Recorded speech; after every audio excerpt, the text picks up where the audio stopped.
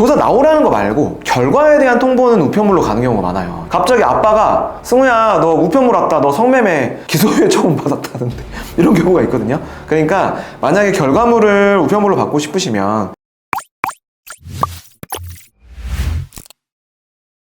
변호사님, 요새 성매매 관련해서 되게 궁금해하시는 분들이 많더라고요. 네네. 오늘 그 부분에 대해서 질문들을 조금 뽑아봤는데 거기에 대해서 좀 얘기 좀 해주세요. 질문이 한 200개 있는데 저희가 한 10개만 추려서 성매매 관련한 모든 궁금증 해결해 드리도록 하겠습니다. 성매매는 현장에서 적발되어야만 처벌되는 거 아닌가요? 이제 그렇게 생각하실 수 있어요. 근데 현장 검거는 무조건 유력하죠. 예를 들면은 단속을 나갔는데 오피스텔 같은 데서 성관계를 하시다가 바로 현장에서 적발이 됐다. 그러면은 부인하기가 어렵겠죠. 이제 그런 경우에는 빼박입니다. 특히 이제 콘돔 같은 게 발견되면은 정액이 내게 아니다 라고 주장하기 어렵잖아요. 그런 경우에는 무조건 처벌되는 게 맞습니다. 맞는데 현장 검거가 아니라도 처벌이 가능해요. 이제 어떤 경우냐면은 일반적으로 그렇게 갔는데 현장에는 있지 않았더라도 어제 그제 온 사람들도 장부에 다 남아있을 거 아닙니까? 그럼 장부를 경찰이 가져갑니다. 최근에 갔던 사람들부터 전화를 해요. 그래서 혹시 뭐 엊그저께 어떤 오피스텔 가서 성매매 하셨죠? 최근이기 때문에 CCTV도 남아있어요. 그리고 은행 이체 내역을 봤더니 입금한 내역이 남아있어. 그러면은 돈도 내고 CCTV도 있고 문자 내역까지 남아있어요. 뭐 몇 시에 누구 매니저 예약되나요? 이런 게 남아있어. 그러면 발뺌할 수 있을까요? 내가 갔잖아. 돈 내고 1시간 뒤에 나왔어. 그런 경우에는 현장 검거가 아니더라도 얼마든지 처벌될 수 있다. 안심하시면 안 됩니다. 그러면 대화만 하고 나왔다고 하는 사람들도 있는 그런 사람들도 많죠. 처벌이 되는 거예요? 원칙대로 법리대로만 한다 그러면 이제 성매매는 강간이나 이런 성범죄들처럼 미수 규정이 있는 게 아니기 때문에 들어갔다가 성매매 안 하고 나왔으면은 처벌이 안 되는 게 맞죠. 근데 그걸 어떻게 입증할 거야? 내가 거의 정황상으로 봤을 때는 돈도 냈고 현장에 간 CCTV도 있는데 안에서 했는지 안 했는지 어떻게 알아요, 경찰이? 자, 부인하면 일단 경찰 입장에서 짜증이 납니다. 다 들어갔고 CCTV도 있고 이체 내역도 있는데 안 들어갔다고? 안 했다고? 그래? 그럼 알겠어. 내가 아가씨 불러올게. 없으면 불러가지고 대질신문 시켜버려. 오빠 그때 나랑 했잖아. 그때 좋았잖아. 이러면 이제 너 기소유예 안 준다. 너 처벌 받아야 된다. 한단 말이에요. 그러니까 무작정 부인하는 게 답은 아닙니다. 근데 의뢰인 중에서 무죄를 받은 경우도 있긴 있어요. 제 의뢰인들 중에서도 제가 진짜 살짝 물어봤어요. 진짜 했냐 안 했냐 물어보니까 진짜 안 했대. 왜냐면 가서 들어갔는데 사진하고 너무 달랐대. 별로 하고 싶지 않았대. 이거는 좀 납득이 가는 거야. 그러면 증거가 있냐? 증거가 있대. 자기가 CCTV에 다 찍혔을 텐데 들어가가지고 돈을 주고 한 3분인가 5분 만에 나온 흔적이 남아있을 거래. 아니나 다를까 제가 경찰한테 얘기를 했어요. 자, 우리는 안 했다. 가서 돈 주고 가자마자 바로 이제 성관계를 하는 게 아니잖아요. 가면 이제 스몰 토크를 하겠죠. 스몰 토크를 하고 이제 그 매니저들이 이제 뭐 손님들을 파악하는 과정이 한 10분 정도 거칩니다. 그리고 두 분 다 샤워도 하셔야 되고 그 과정이 적어도 10분은 넘을 거 아니에요. 그러니까 5분 이내에 나왔다는 거는 안 했다라는 가능성이 좀 있는 거죠. CCTV를 봤더니 진짜 3분 몇 초 만에 나온 게 찍혔어요.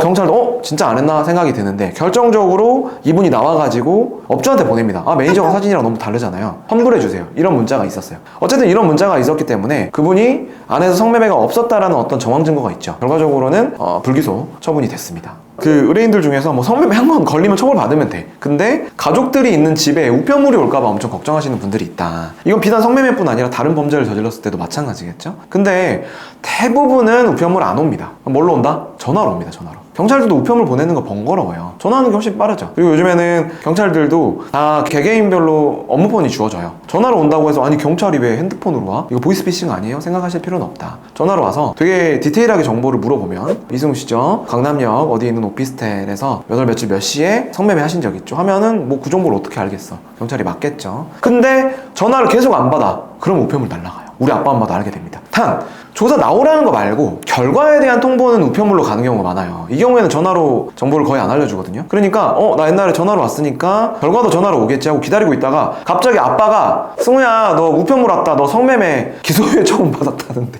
이런 경우가 있거든요. 그러니까 만약에 결과물을 우편물로 받고 싶으시면 변호사 선임하셔가지고 변호사 사무실로 우편 송달을 바꿔놓는 게 좋습니다. 그러면 조사는 어떻게 받는 게 좋을까요? 이제 성매매 조사에 대해서는 제가 다른 영상, 여기 띄는 영상이 있거든요. 그거 보시는 게 좀 더 정확하긴 한데 간단하게 말씀드리면 무조건 부인하는 건 좋지 않다. 진짜 안 했던 아니면 정말 증거가 없는 것 같다고 생각이 드는 경우가 아닌 이상은 웬만하면은 경찰들이 대다수의 이체 내역들, 그 다음에 CCTV, 장부, 아가씨들의 증언, 그 다음에 매니저들의 증언, 실장의 증언들을 다 확보한 상태에서 연락을 하는 경우가 많거든요. 대부분 한 번 간 사람들, 오래전에 간 사람들보다는 최근에 간 사람들, 그리고 여러 차례 간 사람들 위주로 연락을 해요. 근데 그런 사람들은 증거가 빼박이란 말이죠. 근데 거기다 대고 무작정 저 안 갔어요. 증거 없잖아요. 수사관님 이렇게 하면은 경찰이 기소유예 때려줄 것도 처벌하는 경향이 있다. 변호사가 추천하는 경우 아닌 이상은 무작정 부인하는 건 좋지 않다. 이런 판단은 변호사랑 상의를 좀 해보셔야 됩니다. 그러면 대략적으로 처벌은 어떻게 받나요? 이제 저한테 맨날 연락 오셔가지고 기소유예 받을 수 있냐 이렇게 물어보시는데, 변호사가 있다고 해서 반드시 기소유예 받을 수 있는 건 아니에요. 근데 이제 제가 아까 말씀드렸죠. 수사관들이 어느 정도 정보를 갖고 이제 수사에 임하니까 우리는 최대한 잘 협조를 해야 됩니다. 잘 협조하는 느낌을 주면 대부분은 기소유예가 나올 수 있다. 그리고 초범인 경우에 특히. 근데 뭐 초범도 아니야. 그리고 횟수가 너무 많아. 오피스텔을 한 번 간 사람하고 100번 간 사람은 좀 다르겠죠, 아무래도. 그런 경우에는 초범이라고 하더라도 기소유예 받기가 쉽지 않다. 그리고 아까 말했다시피 수사 과정에서 증거가 확실한데도 불구하고 비협조적이야. 이런 경우에는 이제 검사나 이런 분들도 다 보고 있거든요. 비협조적이다. 그런 경우에는 100만 원, 200만 원 나오는 경우가 있다. 재범이거나 횟수가 많은 경우에는 더 나오는 경우도 있고요. 회사에 알려지는 경우도 있나요? 이제 이걸 엄청 불안해하세요. 뭐 내가 성범죄가 되는 건 어쩔 수 없는데, 군인이라든지 공무원들의 경우에는, 특히 성범죄의 경우에는 기관장한테 통보가 되는 경우가 많다. 수사 자체만으로. 그렇기 때문에 알려질 가능성이 많다. 근데 뭐 기관장이 알려진다고 해서 회사 개개인한테 이승우는 뭐 어디서 성매매한 사람이에요 이렇게 알려지지는 않으니까 너무 불안해하실 필요는 없고요. 다만 이제 일반 사기업 다니신 분들은 거의 알 수가 없습니다. 성매매를 했다고 해서 내가 성매매로 낙인 찍혔다, 내 인생 끝났다, 이렇게까지 불안해하실 필요는 없을 것 같다 라고 말씀드릴 수 있습니다. 자, 오늘은 성매매에 관한 여러 가지 Q&A에 대해서 답변을 드렸습니다. 추가적으로 궁금하신 내용은 언제든지 제 직통전화로 문의 주시기 바랍니다.